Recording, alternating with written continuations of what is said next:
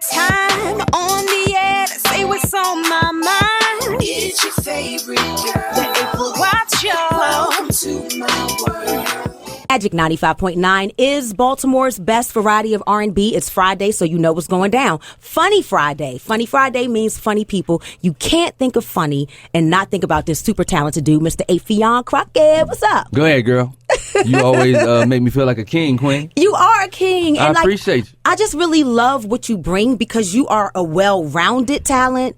And beyond being talented, you're just like a good person with good vibes. You come in here and you feel like family. And I like that. So we're always going to support you. It's always been like that with us, right? Mm-hmm. Yeah. Yeah, but again, you permeate the air with your regalness. You know, we walk in, it smell like eucalyptus oil and regal. And sage. Yeah.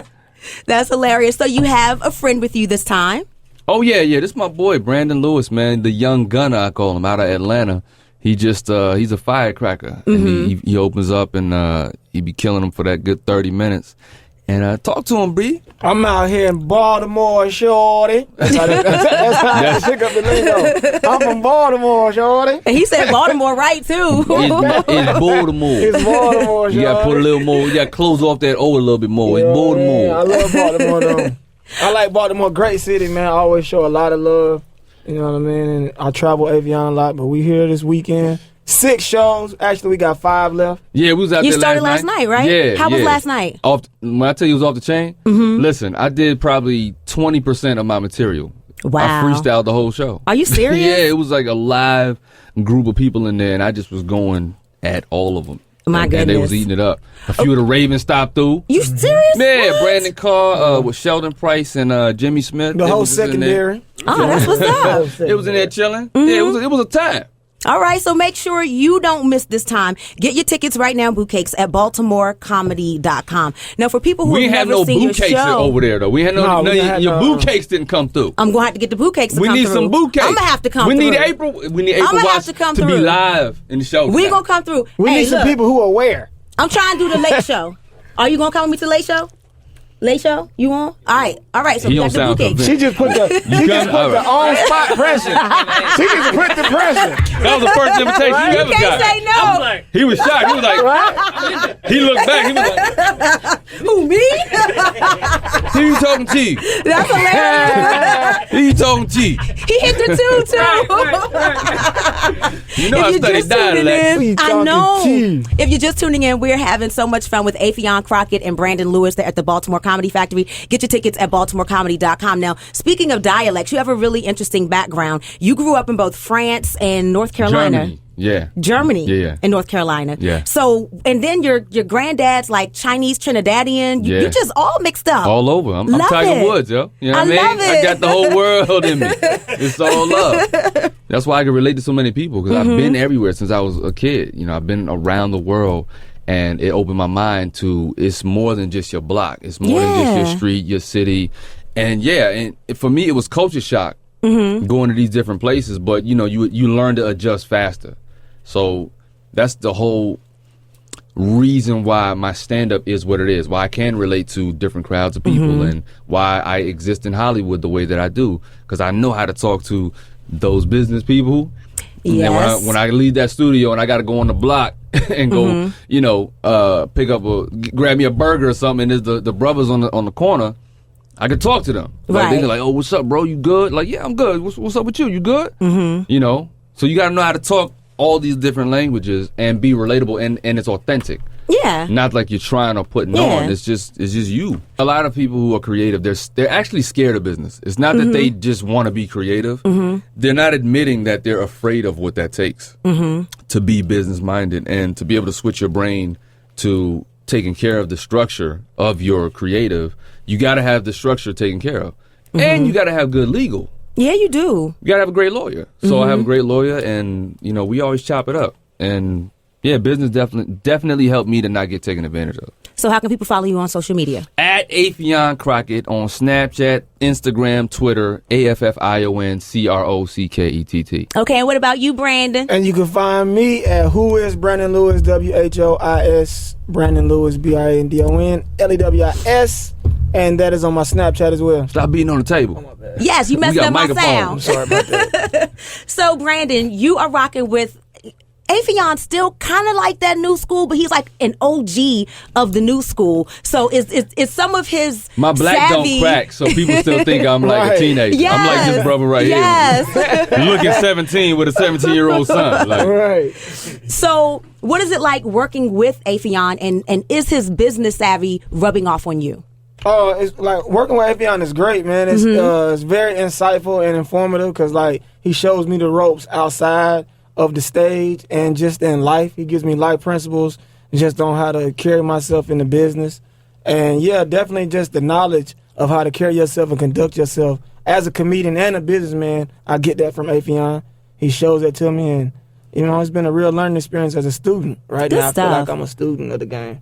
Good stuff. And thanks for passing that down. That's so very important. you got to know? pay it forward. Yeah, you got to pay it 'cause forward. It doesn't do me any justice to just get out there, tell jokes, and make my money and go to the crib. Like, if I don't pass my audience something, if I don't pass my brother something, if I don't pass you something and get something from you, Right. and be open to receive knowledge and wisdom, like, we're really in a time right now. It's very serious. You know what I mean? It's On a all serious fronts. time, yeah. And we get comfortable in our vehicles, in our shopping centers. Like, we get numbed to our society, so we don't, you know, with the basketball game on and TV shows. And we gotta literally stay woke because it's a lot of things going on. Like, we could walk out of our crib and the police can kill you if they want to. Just Yep. pull you over, kill you, and just say, he reached. She reached.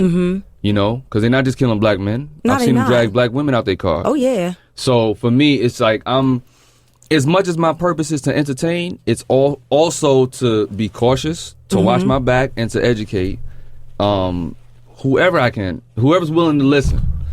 You know, in the small ways, how do you diffuse an altercation with somebody? In the small ways, how do you educate somebody? You know, we could talk all day about it, but I think you get what I'm saying. I get Like, what you're saying. There's always a higher purpose to your job or to your job on earth or your existence. There's always something higher that you should be aware of, that you should always be, trying to pay forward. Now, how do you balance that without seeming preachy? Because, like, people do need to stay woke, but nobody wants to be preached to. But you seem to do it in a way that is entertaining, but at the end of the day, you walk away and you're like, kind of like Chris Rock makes you laugh about stuff that's really not freaking funny. And you're laughing, but so at the woke. end of his show, you're like, damn, that really ain't funny. And it makes you Deep. think about it. Yeah. So how do you do that? Is it conscious on your part, or it just turns out that way? God blessed me with the gift of just being straight ignorant. So straight ignorance is the buffer to too much preachy. Yes. You know what I mean? Uh-huh. So in between the nugget, you may not even realize you're getting a nugget at my show. You know what I mean? Because I'm surrounding it with a character, a personification. My body is doing something silly. My voice is doing something silly. But you're getting a nugget the whole time. And then when I'm done saying what I'm saying, people are like, "Oh, snap! That was real what he just said." Right. You know what I mean? So yeah, it's if you lean on too preachy, that means you don't have nothing else to offer. This is true. So yeah, for me, it's just I'm just ignorant. I'm just stupid. I'm stupid and woke at the same time. I love it. I love it. That's a good balance. And let's talk about Wildin' Out. You were on Wildin' Out before, and I saw on, I think it was your Instagram or your Twitter, you said that you missed those guys. Any chance of you going back to Wildin' Out? Nah. No. Nah. Why? Nah. Look, I respect what the younger guys are doing, and I respect Nick. For me, it just goes back to what I said. For me, there's something higher. Okay. And to get on a microphone and do rap battles and talk about people's moms and kids and all that, for me, I did that. Like, I did that in the beginning. Been there, done it. Time for something else. For me, yeah, I just want to do just something different. So, they've reached out and they've wanted me to come back a few times, but it's just not. If I go, I'll be forcing it. I see what And you're I saying. don't like to force nothing. You know what I mean? So That's just my own personal thing. You know, I'd rather focus on So you are movies. so giving me Marlon Wayans right now. Not that you're like him, but But that's one of my brothers, we too. had a conversation, and he was saying how he did not do America's Got Talent because he has a bigger purpose and he has something else that he's reaching for, and that is basically going to sidetrack him from his goal. And I think that it's so important for people like you and people like Marlon to let black people know that you don't have to just accept anything, that you don't. have to like look at your vision. And if it doesn't fit in your vision, you got to keep it moving and don't be afraid to turn down money. Me and him were just talking about that earlier. I've said no to so much more things than I've said yes to. Are you serious? So the things that people have seen me do, like let's just be real. You did a I'm lot not, of stuff. I'm not Will Smith. Okay. I'm not Michael B. Jordan. I'm Affion Crocket. And whether you think I've had a great career or not, for me, I know what I've done. I know what fulfills me, and I know that I've said yes to the things that help me sleep at night. I got peace. That's so important. I sleep like a baby That's so important. because I haven't compromised my soul or my spirit. Wow. So, it's funny you bring up Marlon because Marlon is one of the guys, before I was even thinking about comedy, he was one of the guys that I was just a huge fan of because, we were around the same age, same background in hip-hop, but he's the younger one out of this Wayans family who I already respected. But he was the one that I used to emulate just around the house. And fast forward to...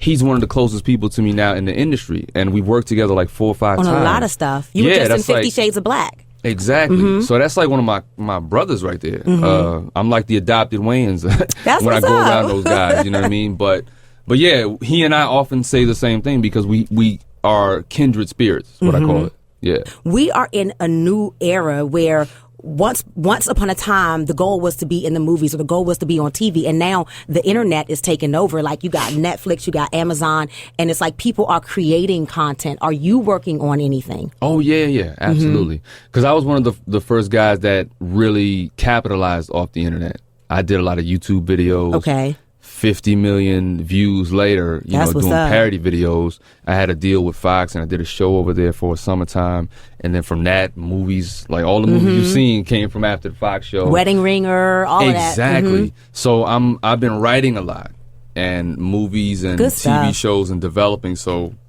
for me, it's great to be able to get on the internet and build your numbers. But everyone still wants to be in film and TV, even those internet people.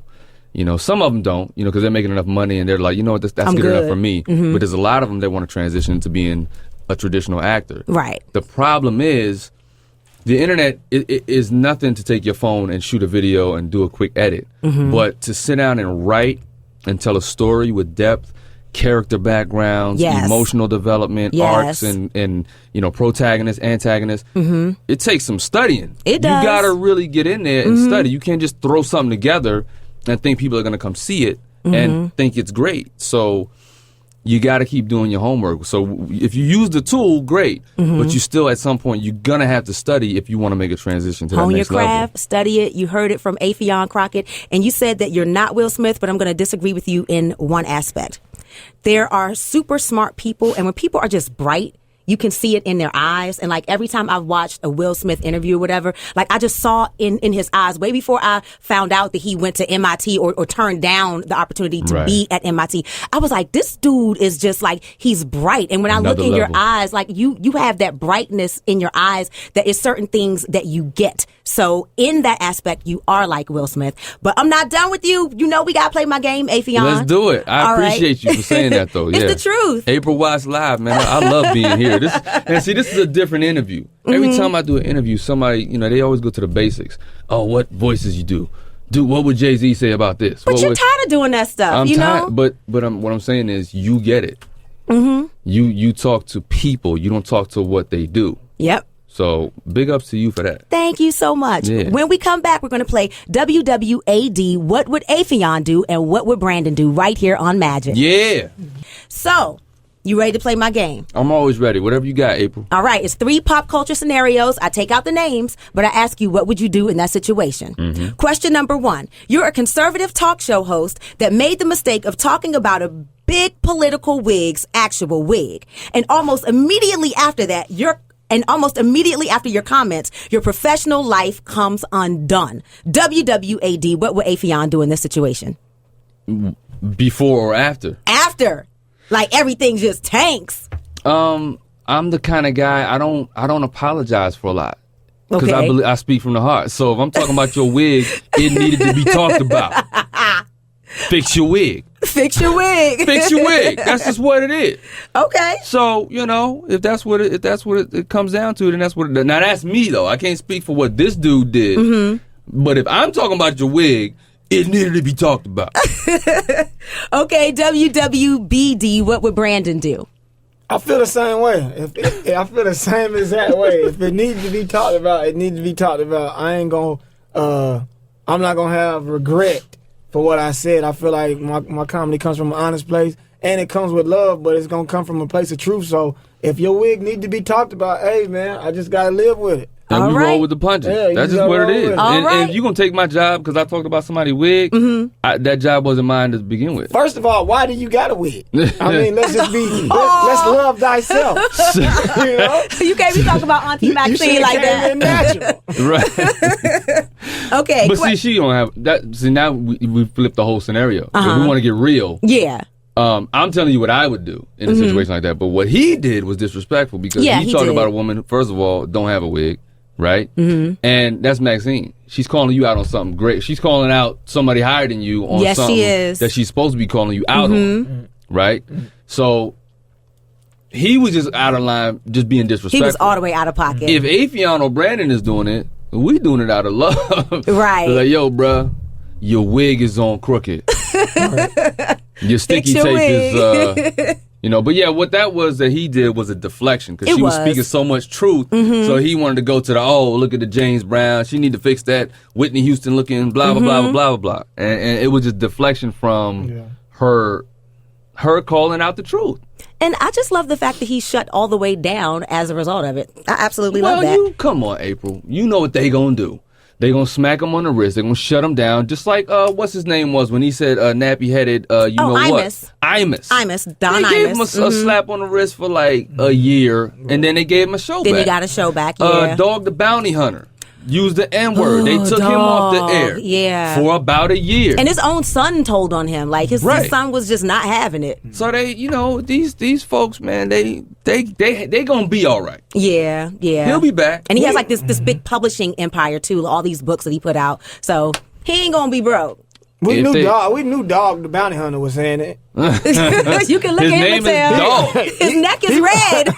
Right, his name is Dog. He was chasing us, so you know he had to say it a couple times, just trying to catch one of them. Okay, moving on to question number 2. I'm gonna get this. Right? You're an extremely talented yet somewhat tortured R&B artist. Your ex-girlfriend, who has a restraining order against you, is now dating a rapper that you consider to be a friend. WWBD, what would Brandon do in this situation? Man, y'all touching the Touching in the topic. family It now. ain't easy. Man. Touching in the family now. You got to. First of all, it's like it depends on how I knew the rapper. If we just know each other cordially, then I just got to chalk that up as a loss. Okay. But if I know him on like a more of a, friend basis, then it's like, come on, bro, you kind of violated the bro code. You gotta come Right. holler at me first, especially if you knew me. know me. If you knew me when I knew her. So if you know what I mean, Right. that's And like you the knew bro that was code. mine. You know what I that's mean? my boo. Right. Not to say that not to say what I say matters, but it's like just the bro code of just like respect. If Like, hey, we man, got respect. if we got respect for one another, it's like, hey man, me and whatchamacallit whoop de whoop. I don't know if y'all still what I talk mean? or whatever. He gets that down Yeah. south whoop-de-whoop. Yeah, the I love whoop, it. wop, whoop, whoop, Yeah, I don't know and the bro code know what whoop de whoop means. Like, hey, he approached me like a man, Right. and I gave him the blessing. Like, You know what I mean? me and her still talk, but it ain't nothing like turned that. into a father. I got to give you my blessings, my brother. Affion, what would you do? I mean, I gotta say same thing Brandon said. Like, it come down to a respect thing. You feel me? And I think between the men should always talk. You know what I mean? Because there's no room for anything to get twisted in that. But it also shows you who your friends really are and why Yes, they it was does. really hanging around you. Because if the dude don't talk to you and he go off with your chick later down the line, he probably was, He was scheming. always plotting on your chick the entire time. But I don't know the details of this scenario. All I'm saying is if it was my situation, I would want one of my boys to just pull me aside and be like, look, man, me and old girl been talking. Because, you know, you could say to the dude, like, you should just let her go and let her live her life. But we all been in that linger. Like, I don't have a good breakup. Right, you know, reflex. I got a strong linger game that keep me around. Your like, linger game is strong. My linger game stronger than my breakup game. You feel me? So you know, I done did a couple dip backs and come back throughs, and I'm gonna check hilarious. on you. Yes. You know what I mean? Just you know, did you eat today? I got a good linger. I'll be around. He hit you with I the get did it. I you got eat like that, today? You feel me? I double back before I move forward. All right, Yeah. all right. I double back. So I'm not sometimes mad at that. it ain't Triple as back. easy as I'm gonna just let her go and now she could just date whoever Right, she wants. yeah. Right. Sometimes you still mine. All right. Sometimes all right. I Chris Brown Karreuche. Sometimes you And still he called mine. it out. He called the name out, but sometimes you still mine All right. on Thursdays. For real, for real. On Thursdays. When I decide, you still mine. So I better not see you with nobody. All right, the third and final question, and this one's going to be touchy. They all been touchy. Especially that Well, last this one is really touchy. All right, let's go. And this one is not a far stretch. You're a super talented comedian, known for your impersonations and being a perpetual button pusher. You and a fellow comedian are both being interviewed on a radio show. Things get heated between you and the other comedian. He jumps up and puts them paws on you. Would you, A, fight back, B, sue the comedian, or C, charge it to the game and keep it moving? WWAD, what would Affion do? Definitely not suing. Let me just start there. That's just all against all code of the streets. Right? Okay. Make that clear. You Let's got to make that clear. Yeah, there's no suing going on. Okay. You know, depending on whoever started it, whoever ignited it, we got to handle that like men. What a lot of people don't know, and I've been getting asked this question a lot. What a lot of people don't know is these radio stations be small. So if somebody fire off on you, it ain't always enough room to just react fight and back, get. right. You know what I mean? So the thing he did was he felt the first blow and covered up. Like a boxer. You gotta do it. Why not? You know, but I say fight back, you know, to the best of your ability. If you're Okay. able to fight back, or if he square off on you and be like, get up, let's go. If he give you the get up, Then you get up. bow. You know, it's you done gave me the room. Right. Because I thought you was just gonna fire on me all night, so I'm a cover up 1st. Whatever Mayweather I need to do. You know, I'm a bob and weave that. All right. WWBD, what would Brandon do in this situation? I gotta say A and C. That you know, I gotta go with answers A and C. Okay. First of all, like my homie Tip say, disrespect will not be tolerated. Okay. So if I'm in the position of where the disrespect was coming at me, You so ATL. you I gotta love it. check that though. You gotta check it though. You gotta let them know. You know what I mean? Hold up, man. You know what I mean? You'll be accountable for your words. Okay. You know what I mean? But in the aspect of the person who's like being reckless and disrespectful, you gotta kind of know like where you at with it, because it's the arrogance within how you feel like you can say whatever. So you gotta know like, hey man, consequences will be handled when you just talking reckless like that. So in the aspect of like the person who did the attacking, I see where he coming from, because like, hey, you just got to check it. Sometimes folks need to be checked. Everybody just can't get a pat on the back and just be like, let them pass for the current situation. Sometimes you just got to take one for the team. So Okay. I feel like the dude who put the hands on you, you know what I mean? Hey, you just got to take one for the team. And for the person who gets the attack, it's like, hey man, you should know what come with the territory when you talking reckless.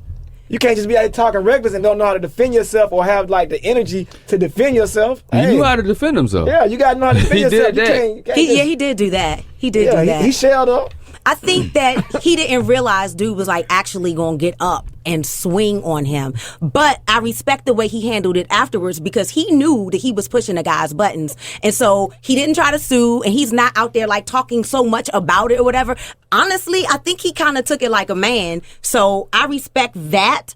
But when I look at Zoe Williams, and I'm not criticizing him, but I just don't think you should get to the point where you allow somebody's words to get you to that level where you put hands on them. But see, I see what you're saying as I far see as like both sides of it, I though. see both As far as sides, like though. the mental strength thing, you know? But you got to see where coming from, like from but there's a only guy. but so much Exactly. you can take. Like sometimes, and again, I don't know I've heard Zoe in a post interview say, we were there for 2 hours and we kept saying to him to stop saying this and stop saying that and stop touching me and stop doing that. You never know what makes a person set off or what a person's breaking point is. But like Brandon said, like if you're the guy who's talking a lot and you kind of slinging your words recklessly or whatever you're doing, and it's kind of getting under people's skin, and you're talking strong.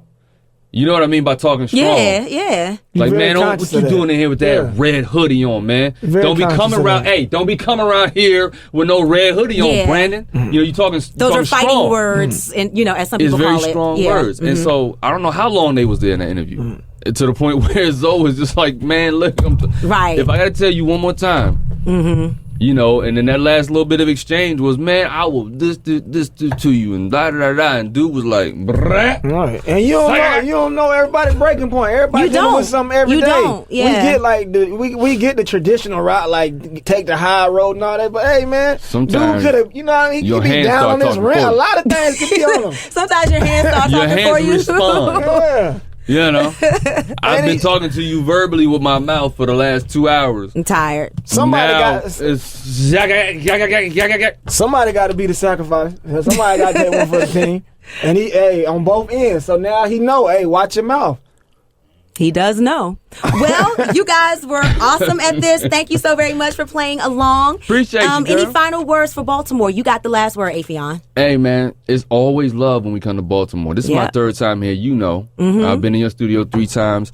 I have no complaints. All I say is come out, bring your family, bring your friends, and let's have a great time again. The shows are always packed and damn near sold out, so let's just continue that tradition in Baltimore, and I'm going to come back a 4th, 5th, 6th, keep 7th coming time. back. We're going to make it a tradition. We're going to keep showing the love, and you know what? He said the shows almost sell out. We're going to sell out the show. We're going to show Affion and Brandon what Baltimore can do. Get those tickets, baby, right now. BaltimoreComedy.com. Amen. It's about that time on the air to say what's on my mind. It's your favorite girl. The April Watch Show. Welcome to my world.